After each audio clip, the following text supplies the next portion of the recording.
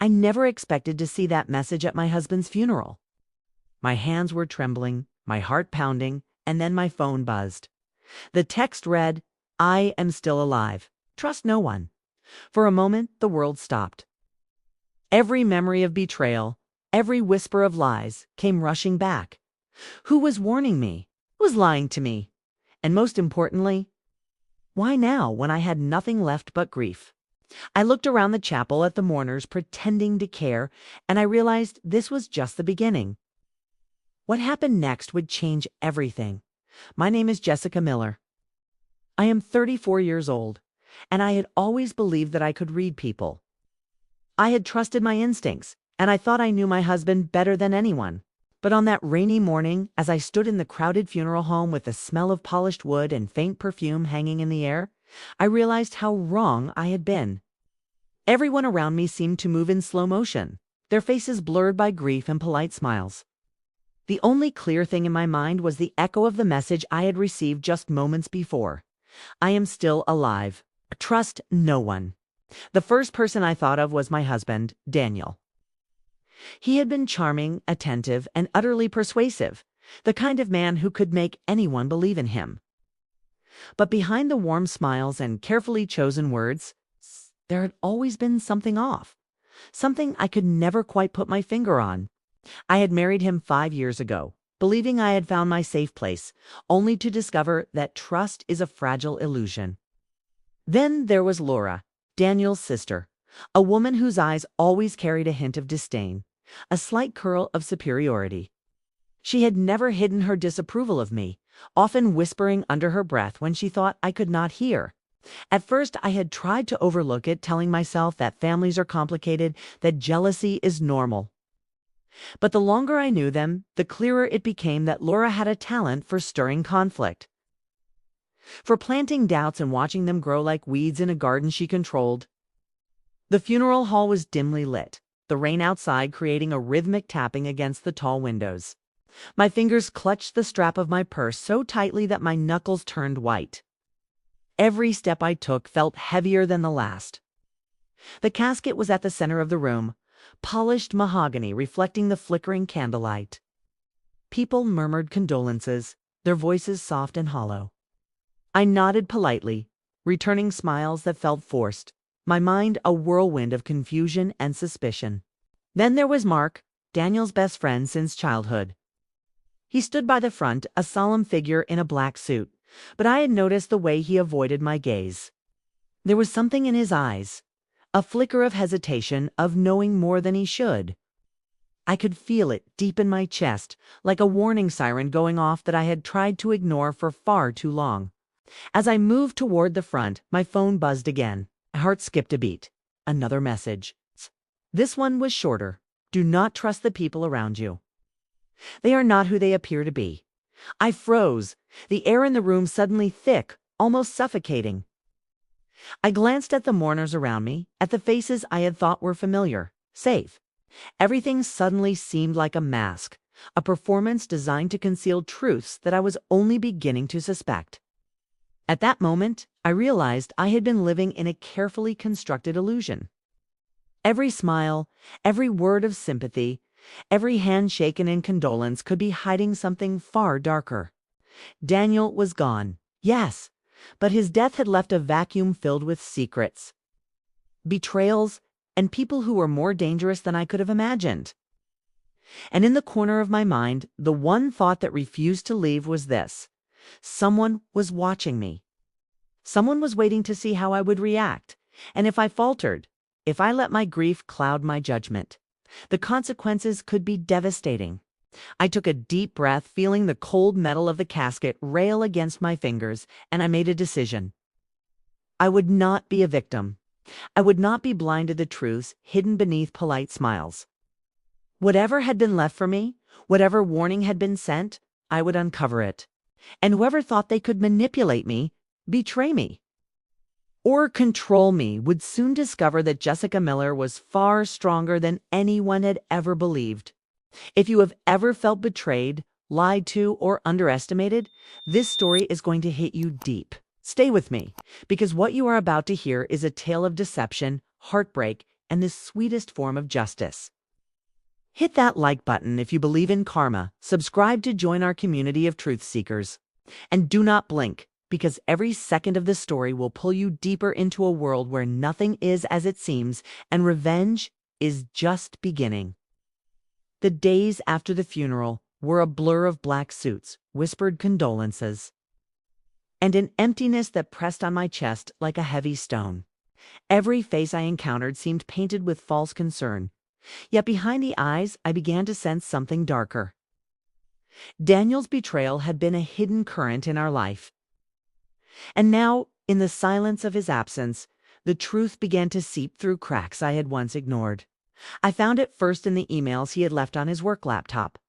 At first, I had hoped they were mundane bills, work memos, invitations to meetings. But the more I read, the more the illusion of Daniel crumbled.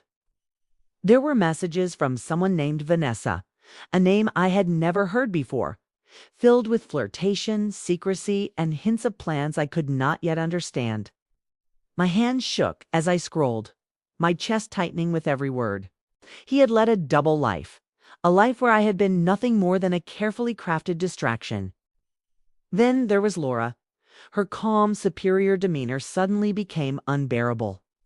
She called almost daily, ostensibly to check on me, but every conversation left a pit of suspicion growing in my stomach.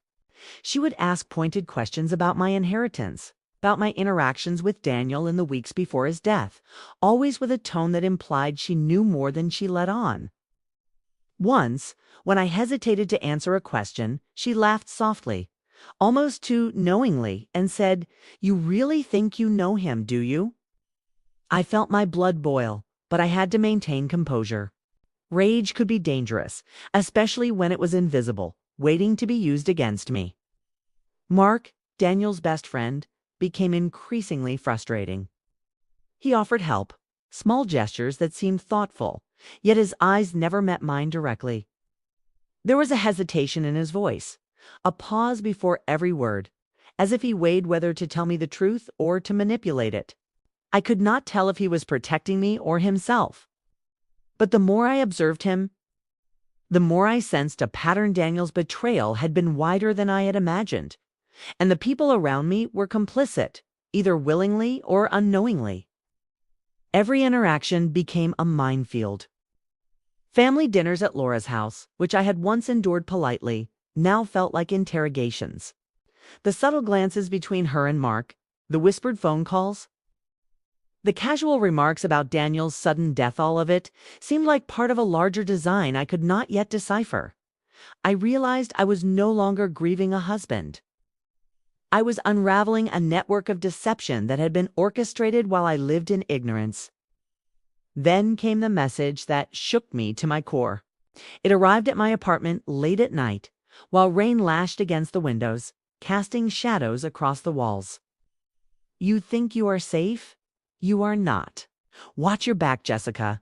I read it over and over, my stomach twisting into knots. The words were simple, but the implication was terrifying. Someone knew that I had started to see the truth. Someone was watching my every move. I began noticing things I had once dismissed. The small smudges on the windowsill, the way the hallway light flickered when no one was around, the lingering presence I felt when I entered a room. Fear had a physical weight, pressing against my ribs, tightening my throat. And yet, amid the fear, a flicker of something else emerged: determination. I could feel it in my muscles, in the way my fingers curled into fists, in the tightness behind my eyes. I was being cornered, manipulated, and underestimated. But Jessica Miller did not break easily. Every interaction, every message, every glance from Laura or Mark or anyone who had pretended to care became a test. I had to learn fast, had to watch and listen to decipher motives and lies to survive the psychological battlefield that Daniel's betrayal had left behind. My grief became sharpened into focus. My fear became vigilance.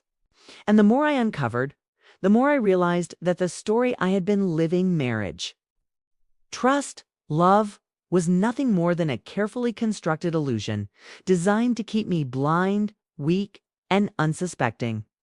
And in that moment, a thought took root in my mind, cold and precise. If everyone believed I was grieving, vulnerable, and powerless, I had the perfect cover to watch, to learn, and to strike. Revenge was no longer an idea. It was becoming a plan.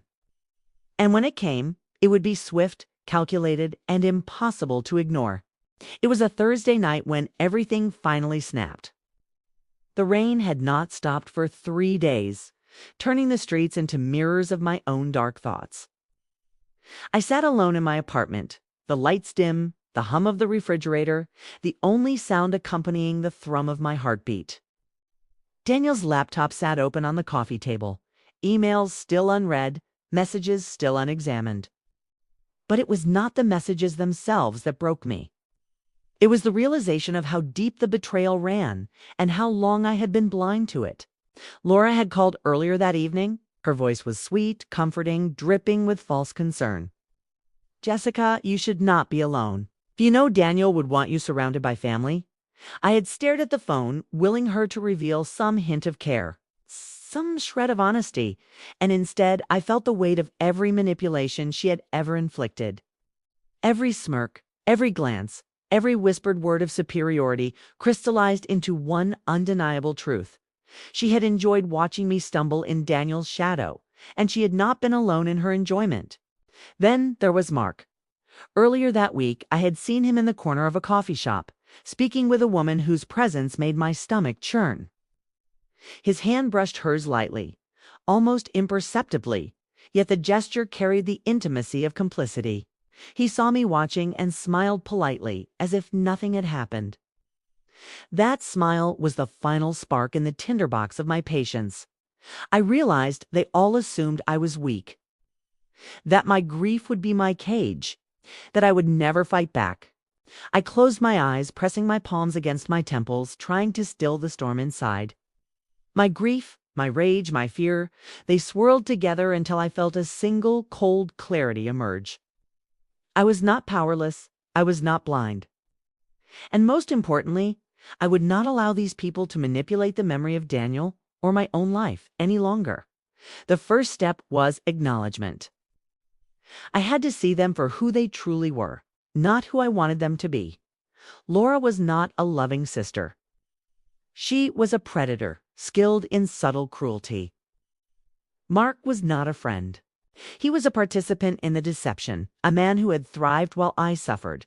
And Daniel had created a web of lies so intricate that it had ensnared everyone I trusted. But now that web was mine to untangle. And the more I examined it, the more I saw the holes, the weak points, the places where I could strike.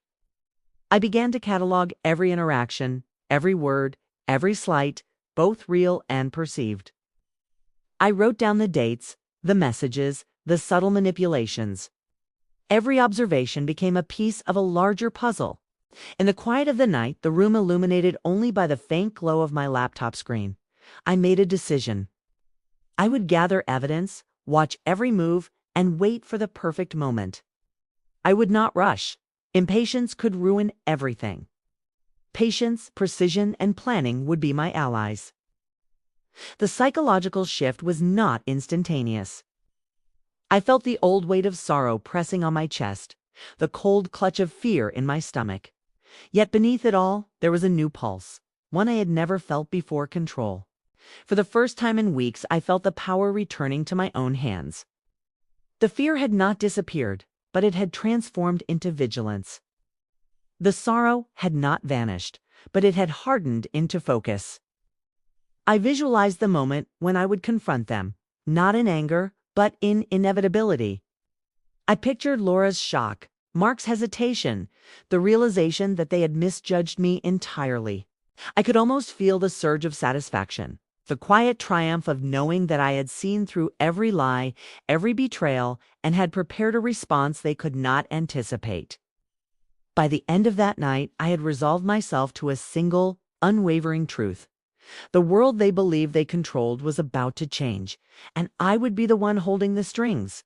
Revenge was no longer a distant thought, no longer a whisper in the shadows. It was a plan, meticulously structured, fueled by grief and sharpened by clarity. I was ready. I started with silence. That was my first weapon. I stopped answering Laura's calls immediately. I let them ring until the screen went dark. No explanations, no apologies. Silence makes people nervous. It forces them to imagine what you know, and imagination is far more powerful than truth. I spent the first week watching, not confronting, not reacting. Watching, I noted patterns. Laura visited Daniel's office building every Thursday afternoon, even though she claimed she had no reason to go there anymore. Mark always parked 2 blocks away from my apartment when he came to check on me, as if he did not want to be seen. Those details were not accidents. They were habits formed by guilt. My second step was information. I hired a private investigator using money from Daniel's emergency fund, a fund I had never questioned before. His name was Richard Cole. He was calm, professional, and completely detached from emotion. That was exactly what I needed. I showed him the anonymous messages. I showed him the emails from Vanessa. I showed him the timeline of Daniel's last months. He listened without interruption, then looked at me and said, "Your husband did not just lie to you. He built a second life." That sentence settled into my bones like ice. Richard uncovered things quickly. Daniel had been moving money, small amounts at first, then larger ones. Offshore accounts, a shell company registered under a different name, and Laura's name appeared more than once. That was my first micro-hook moment. My heart raced when Richard slid the folder across the table. Laura was not just involved, she was benefiting. I went home that night and did not sleep. I paced my living room, replaying every interaction I had ever had with her. The subtle dominance, the superiority, the way she always positioned herself as the real family. She had not just disliked me, she had planned around me. My third step was bait. I needed them to move. People only expose themselves when they believe they are in control. I called Laura after weeks of silence and let my voice tremble. I told her I was overwhelmed. I told her I was confused about Daniel's finances. I told her I was scared of losing everything. There was a pause on the line. Then relief. Real relief. "Do not worry, Jessica," she said. "I will help you handle everything." That was my second micro-hook. She did not offer comfort. She offered control. Mark called the next day. "That was not coincidence. I heard you were struggling," he said. "You should not go through this alone." I smiled even though he could not see it. They were circling. I let them in slowly. I invited Laura to help sort paperwork. I asked Mark to review Daniel's business documents. I pretended to trust them. I let my hands shake. I let my eyes look lost. I became the version of myself they needed me to be. But behind the performance, I was recording everything, okay? Every document they touched, every file they hesitated on, okay? Every moment their breathing changed. Richard taught me what to watch for. Guilt leaves fingerprints. The fourth step was confirmation. Richard traced the shell company to a property purchase. A small house outside the city. The deed was in a false name, but the payments came from Laura's account. Daniel had been alive longer than anyone believed. The funeral had been a distraction, a disappearance, a planned escape. My stomach turned when I understood it fully. The message at the funeral had not been a warning from Daniel. It had been from someone trying to stop him, someone who failed. Now the plan sharpened. I scheduled a meeting. I told Laura and Mark that I had discovered a financial irregularity and needed their advice. I chose a public location, quiet conference room in a law office. Cameras, witnesses, no escape. That was my third micro-hook. Once they walked in, the game would be irreversible. I arrived early. My palms were steady. My breathing was controlled. Fear had transformed into precision. I placed the documents on the table. Bank transfers, property records, identity links. The shell company trail. When Laura entered, her confidence was flawless.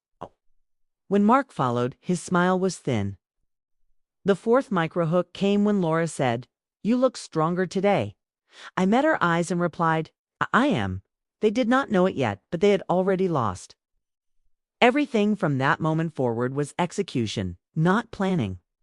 The conference room was silent, save for the soft hum of the air conditioning and the occasional shuffle of papers. I sat at the head of the table, my fingers lightly brushing the edges of the folder I had prepared. Outside, the city moved on as if unaware of the storm I was about to unleash inside these walls. Laura arrived first, her heels clicking against the polished marble floor. Her posture was perfect, her smile measured. She carried the air of someone who believed she was untouchable. Mark followed closely behind, his face calm, but his eyes flickered with curiosity. They did not yet know the depth of what awaited them. I placed the folder in front of me and opened it slowly, deliberately. I let my gaze drift over Laura first, holding her attention, letting her think I was searching for words, or proof, or perhaps still grieving. Then I began to speak, my voice calm, measured, but with an undercurrent of steel. I have been reviewing Daniel's affairs since his death. There are irregularities, transactions that do not match the accounts, transfers that are unaccounted for, and documents that have been falsified. Laura blinked ever so slightly. Mark shifted in his seat. Their composure was faltering almost imperceptibly, and I felt the thrill of the hunt tighten in my chest.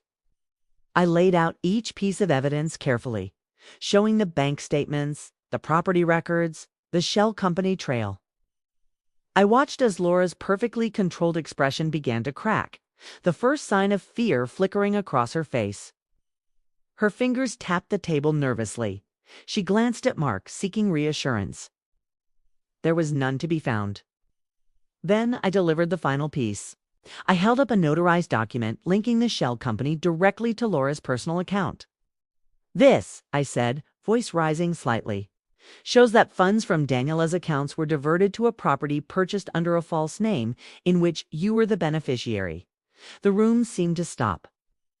Mark opened his mouth, then closed it. Laura's face turned pale, her eyes wide as if she had finally seen me not as a grieving widow, but as the force she had underestimated. I could feel my heartbeat, steady now, controlled, matched with the surge of adrenaline that comes only when justice is imminent. I let a pause hang in the air. Silence can be more powerful than words, and the air in that room was thick with it. Laura swallowed hard. Mark's jaw tightened. They realized fully that every lie, every manipulation, every attempt to control me had been exposed. "You believed I would be helpless," I continued. "You believed grief would blind me, fear would paralyze me, and that I would never see through the web you all had spun. But I did see it. Every piece, every connection, every lie." Laura's voice trembled. "Jessica." I cut her off with a calm, chilling smile. "Do not speak. You will have every opportunity to explain yourself to the authorities. Every transaction, every transfer, every hidden account has been documented. You will answer for this." Mark looked down, his face a mixture of shame and disbelief. Neither of them had anticipated that I would take control, that I would anticipate their every move, that I would orchestrate a trap that could not be undone. I leaned back in my chair, feeling the first deep, unshakable surge of relief since Daniel's funeral. My chest loosened, the weight that had pressed on me for months finally lifting. For the first time in weeks, I felt powerfully alive. The fear, the grief, and the rage had transformed into validation. I had turned the tables. I had reclaimed control of my life. Laura's shoulders slumped. Mark's hands fidgeted. They were human now, flawed and vulnerable, and the sight of it filled me with a quiet triumph. I did not need to yell, to rage, or to strike. The exposure of truth was enough. The humiliation was in their own realization, their own faces reflecting their guilt, and their own inability to manipulate me any longer.